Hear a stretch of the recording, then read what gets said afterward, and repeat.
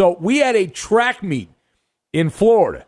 Tom Brady throwing for 379 yards. He had 4 touchdowns, almost 400 yards. He had 4 touchdowns. But it came down to the final part of the game here. And the Cowboys had taken the lead on a field goal, but they left too much time on the clock. And Tom Brady matriculating the ball down the field, an 11-play, 57-yard game-winning drive, capped off by Ryan Suckup. A 36-yard field goal. It is good, and the Buccaneers get a 2-point win over the Cowboys, 31-29. If you bet on the Cowboys with the point spread, you won the game. If you bet on the Bucs with the point spread, you lost the game. But there's a lot to unpack here. The opening stanza of the NFL. So let's get into it, as one of our friends likes to say. So the question, did the Buccaneers win the game on the drive at the end, or did the Cowboys blow it? Now, I am pointing my finger at Dallas. I'm pointing my finger at Dallas. Now, I've got medicine cabinet, checkbook, and lizard. And we will combine all of these things together, and those will be the bedrock of this Maller monologue. Now, I have said for many years, and I believe this to be true, the better story is in the losing locker room. And that game on Thursday night falls on the shoulders of the players, but it mostly falls on the shoulders of Mike McCarthy. Coaching matters. Can we make coaching great again? Dallas was given a winning lottery ticket. A lot of things went right for Dallas. A lot of things that were out of their control went right for the Cowboys. And they then took that winning lottery ticket and threw it in the garbage, is what they did. Mike McCarthy, I don't know what this guy's thinking. I got no idea what Mike McCarthy's thinking. Head coach of the Dallas Cowboys goes into the medicine cabinet, okay, and of all the different medications, could have taken ibuprofen, could have taken regular aspirin. No, he goes out there and he says, you know what I'm going to take?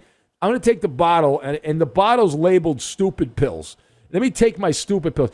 Coaching, and it's really all of life, but when you talk about football, coaching is a series of choices. The ones that you make early in the game are going to affect the ones that you make late in the game. And on this particular night, there were multiple bonehead decisions. This is full-on Mama Luke territory for the decision-making contingent from Dallas. And almost all of these bad decisions had one thing in common: a kicker. Dallas attempted a field goal. Let me give you some of the numbers on this. I wrote down some chicken scratch here. So Dallas attempted a field goal from the Tampa Bay 13-yard line on a 4th and 3. So 4th and 3, and you're at the 13-yard line of your opponent, you're going to kick a field goal. They attempted a field goal from the 17-yard line in the red zone.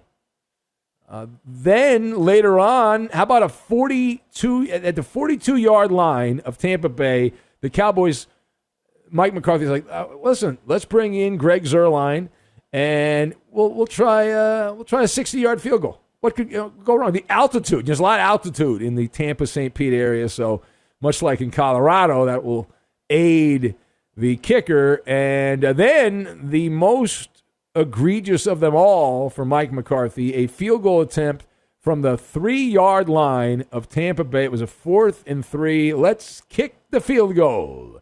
Conclusion: Mike McCarthy is obsessed with kickers.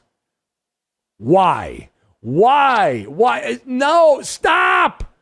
Now, I have no skin in the game. I'm not a Cowboy fan, but the biggest sin is when you just completely fall back into, I've got to kick the field goal. But suffering from amnesia, though, that's not even the biggest. The biggest sin, if you go into the confessional, is when Mike McCarthy, suffering from some kind of early onset disease there, apparently he'd never heard of Tom Brady. And it was Tom Brady's debut as an NFL quarterback. Nobody ever seen Tom Brady before. And so, what's that? Oh, it's his 300th game? Okay. So, Mike McCarthy, for reasons that only he will know, trusted the Cowboys' marshmallow soft defense, handed the ball back to Tom Brady and the Buccaneers with over a minute left on the game clock, only needing a field goal just to get into field goal range to win the game. So much like a marshmallow, you deserve to be roasted for that kind of malfeasance as a head coach. What could possibly go wrong? Well, on cue, of course, Tom Brady came trotting out to the huddle, and he was the conductor. And he orchestrated that 11-play, 57-yard drive with, I think it took about minute 20, a little over a minute 20 there, for the setup to the game winner by Ryan Suckup. And several people pointing out that Mike McCarthy, the good news is he's got 2 extra timeouts that he did not use trying to ice the kicker. Now, I'm not a big ice the kicker guy, but there's no need in leaving a timeout on the board. There is no need to leave a timeout on the board. I don't think the NFL allows you to move the timeouts. Like next week, the Cowboys don't get 2 extra timeouts because McCarthy didn't use them. And we know that kickers are easily altered. They get the heebie-jeebies easily. So it was worth at least one shot. But he didn't do it. And these Tom Brady primetime games so often seem choreographed, don't they? Made for TV.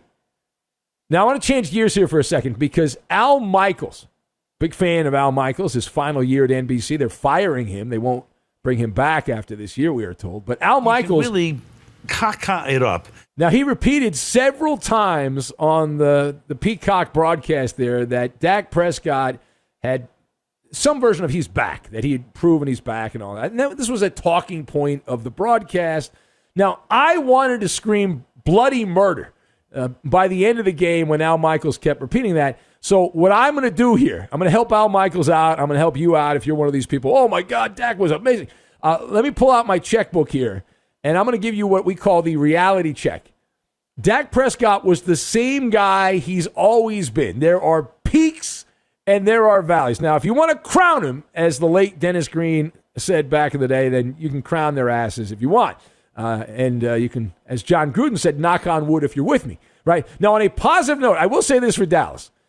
Prescott was not any worse. Like, the concern was he was going to be worse after that brutal leg injury and the weird, hazy baseball arm injury that he suffered during training camp. But Dak Prescott, for people kissing his behind, as much as we rip the coach of the Dallas Cowboys, Dak Prescott had the ball in his hands. He was given the opportunity to matriculate the ball down the field for a touchdown that would have really put the screws on the Buccaneers, right? Lead Dallas down and get in the end zone and then force the Buccaneers to come back, and they have to then get in the end zone. Instead, the heroic touchdown drive for Dak Prescott turned into a fizzle, and he needed other people to bail him out, the kicker and a really weak defense. So I'll be fair, though. I'm going to give Dak a B grade. The numbers are misleading. Reminds me, we see this in basketball. It's like Allen Iverson, the old school player back in the day, where you take a lot of shots, you get a lot of points, but the efficiency, right? 403 yards is a sexy number. And 58 throws is not a sexy number. The average yards per attempt, which is a pretty good indicator of how your performance was, 6.9 for Dakota Prescott. That's average. An average professional quarterback is at 7 yards per attempt. He was actually a little bit below average in yards per attempt. And things got progressively worse as the night dragged on. Dak was much better in the first half. He had a passer rating of 112 in the first half. And in the second half, he was the typical Dak, 88.4 passer rating in the second half. Now, meanwhile, let's go over to the Buccaneers side, the winning locker room. We don't like to spend a lot of time talking about winners because everyone loves to kiss winners' ass. I guarantee you that all of your senses will be overwhelmed for the next 24 hours as everyone and their uncle duke it out to have the greatest compliment about Tom Brady and kisses, tookus, and all that. To me, the greatest compliment you can give Tom Brady is that he continues to look like he's a lizard person. He's not human. He's like a bloodthirsty reptile alien that came to Earth. He's probably like 300 years old. He came here in ancient times, some kind of DNA manipulation, something along those lines. It's almost it's almost insane to think that Tom Brady, we're kind of the same age. We're in the same age bracket, myself and Tom Brady. Listen, I'm still throwing darts on the radio, but he's still throwing darts in NFL games. And this is much better than you could have expected at age 44 for Tom Brady. The interceptions, I'm not here to make excuses, but one was on a tip pass. The other was an end zone heave. So those were not egregious mistakes. Now, overall, for the Buccaneers, I gave that team a C. I was not impressed with Tampa Bay. Were you impressed with Tampa Bay? I was not. And Dallas is a one-dimensional team at this point. They are afraid to run the ball. McCarthy does not want to run the ball with Zeke Elliott. They don't trust the offensive line. It's a combination of things. So Dallas didn't even pretend to run the football. And Zeke Elliott was just collecting dust. He was mostly a blocking fullback, essentially, as a running back. And Tampa had a bunch of turnovers. They had ill-timed penalties that helped the Cowboys out at several points in the game. This is not a performance that you put in a bottle and you sell. It's not going to scare anyone. If you're an opponent of the Buccaneers, somebody in the NFC, you think of the top teams in the NFC, Green Bay, the Rams, Seattle, teams like that. Watching that game, are you like, oh crap, we got to play the Buccaneers?